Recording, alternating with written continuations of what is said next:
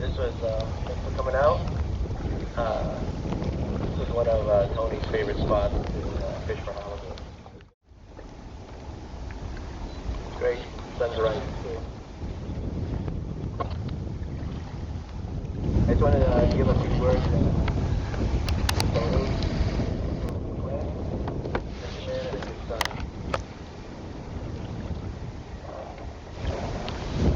He always made this little game of being a champ out here, and always had one of us, whoever caught the biggest fish, would actually buy lunch for everybody. But I think it was just an excuse for us to get together and hang out after. I think he always thought, good friends, they pay for each other. So I think it was just an excuse. He loved camping, just hanging out, cooking good food. Just even on our last trip, he invited some neighbors over just to have some crawdads, just to hang out. Camping, going fishing, it was just something he loved doing, and I think it was just hanging out with buddies too. Just having a group of guys that he can depend on and just go share his favorite hobby. I don't have to say it, but he was an amazing fisherman. A halibut derby winner, Baytuber tournament winner, Battle of the Bays winner. Won Marina Del halibut derby, the Islander. He won multiple times. Just everywhere he went, just always catching fish. I can't imagine how many times. One year, I think it was 8 times I counted that I was right next to him talking to him, and he would catch a halibut right in front of me. I think he actually did that on purpose. He just waited for me to roll up. But he was really good about sharing spots too and techniques, and he was always open, especially people who he was closer with. When he was out here fishing Redondo, I always used to think this place was empty. There was nothing out here. But Tony told me, man, it's a gold mine out here. I mean, there's a lot of stuff. We just got to look for it. And he was just a master at reading his fish finder, very detailed, very focused, very stubborn too at times, but that made him a good fisherman. I remember he spent a couple months out here just looking for rockfish spots, and I mean those spots still hold fish. And he would always give a name to some of the spots out here, like Browntown, Cocoa Spot. There's other areas that out here he would just name it once he found some structure on it. And he was very innovative. He was always finding ways, tweaking things to make things, better.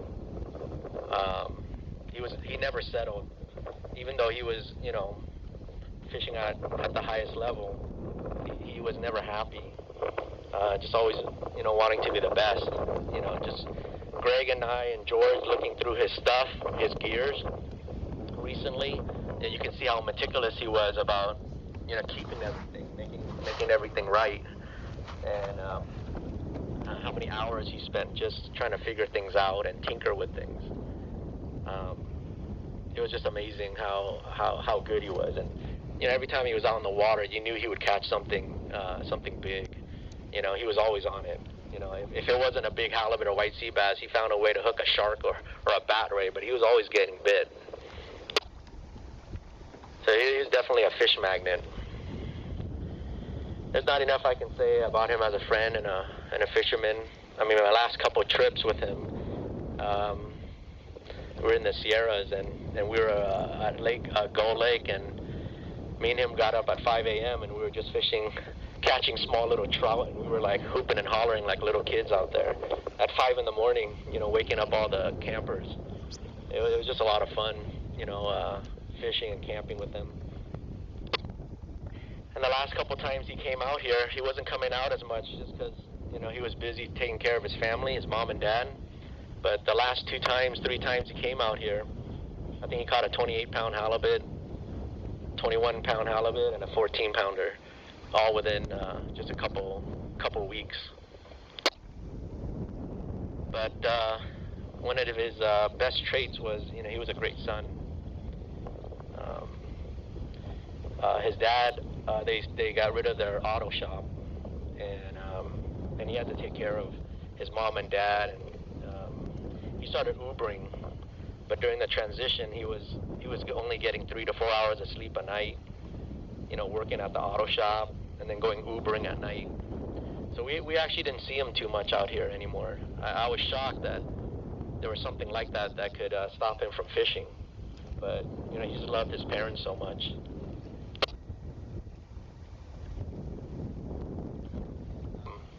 He put so much time into Ubering. He used to tell me, "Hey Rob, Ubering is like fishing. It's just you're fishing for people."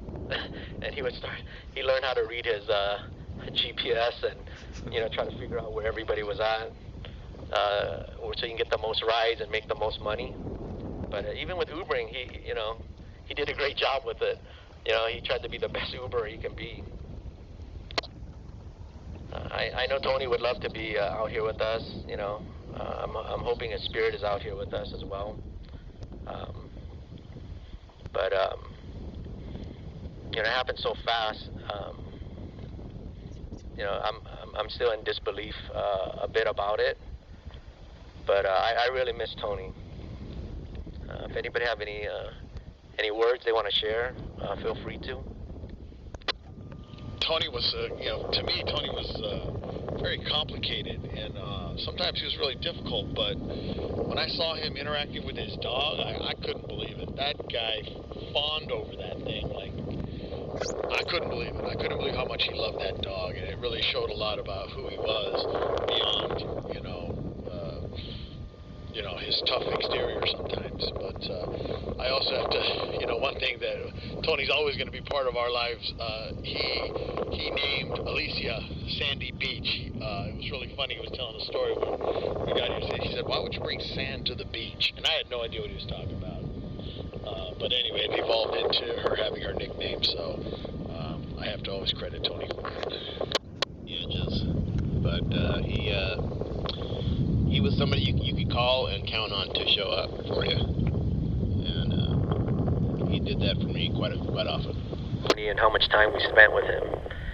So it's something real special for us to all be together and just to keep in touch. And I think having all these friends and having people to come out and hang out on the weekends is something that I don't want to take for granted. But thanks for coming out.